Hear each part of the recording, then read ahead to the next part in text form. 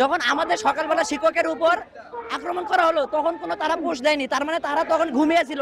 কিন্তু যখন তার মাহফুজার উপর হচ্ছে বোতল ছোড়া হলো তখন তারা পোষ করছে, সবাই ক্ষমতা পেয়ে অন্ধ হয়ে যায়।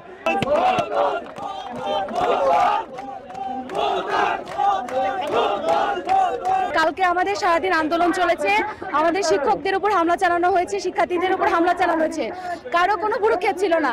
কিন্তু কালকে যখন একজন উপদেষ্টা কথা বলছিল তখন কেউ একজন বোতল নিক্ষেপ করেছে, অবশ্যই এটা খারাপ হয়েছে, কিন্তু তার পরবর্তীতে সবাই দেখি হুঁশ ফিরেছে। কিন্তু এই যে আমাদের শিক্ষকদের উপর হামলা হলো, শিক্ষার্থীদের উপর হামলা হলো, তখন তারা কই ছিল? আমরা তো একটা ন্যায্য দাবির জন্য এখানে এসেছি নাকি? বোতলের যে হচ্ছে স্লোগান, সেটা হচ্ছে আমাদের একটা প্রতীকী আন্দোলন। তো দাবি নিয়ে কালকে আমরা যমুনার দিকে মুভ করতেছিলাম, তখন অনাকাঙ্ক্ষিতভাবে পুলিশ আমাদের উপর আক্রমণ করে, টিয়ার শেল নিক্ষেপ করে, যেটা কখনোই আমাদের কাম্য ছিল না। পরবর্তীতে আমাদের উপদেষ্টা মাহফুজ যখন হচ্ছে আমাদের এইগুলো নিয়ে কথা বলে তখন দেখা যায় যে তার উপরে একটা বোতল আসে, বাট হচ্ছে তিনি যখন হচ্ছে বোতলটা যে আসছে এটাকে জাস্টিফাই করার জন্য দেখা যাচ্ছে যে যখন আমাদের হচ্ছে নেতা যারা ছিল হাসনাত সার্জিস, যখন আমাদের সকালবেলা শিক্ষকের উপর আক্রমণ করা হলো তখন কোনো তারা পোষ দেয়নি, তার মানে তারা তখন ঘুমিয়েছিল।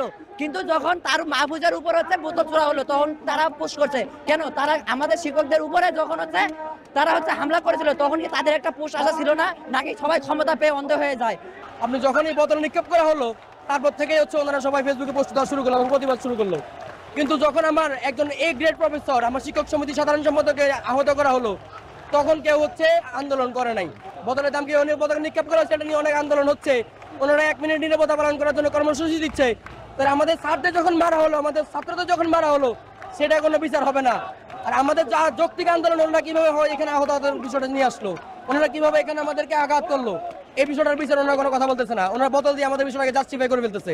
আবার উনি ভিতরে গিয়ে বলতেছে, আমাদের ভিসি স্যার সামনে উনি যেভাবে কথা বলছে, একজন ছাত্র উপদেষ্টা হলে উনি তো ছাত্র, উনি আমাদের থেকেও এখানে উনি গেছেন, উনি তো হচ্ছে একজন প্রবীণ হিসেবে এখানে আসে, রাজনীতিবিদ না। উনি আমাদের ভিসি স্যারের সাথে এভাবে কোনোভাবে কথা বলতে পারেন না।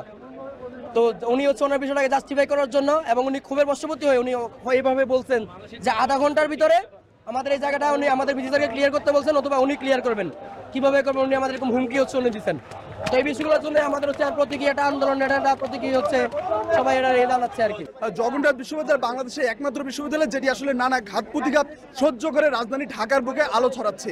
আজকে 20 বছর পর্যন্ত জগন্নাথ বিশ্ববিদ্যালয় আসলে বৈষম্যের শিকার, এবং কিছুদিন পর পর আসলে মন্ত্রণালয় উচ্চ পর্যায়ে বিভিন্ন বৈঠক হয় এবং সেখানে তাদেরকে আসলে মূলা ঝুলিয়ে দেওয়া হয় এবং তাদেরকে সেখান থেকে ফিরে আসতে হয়।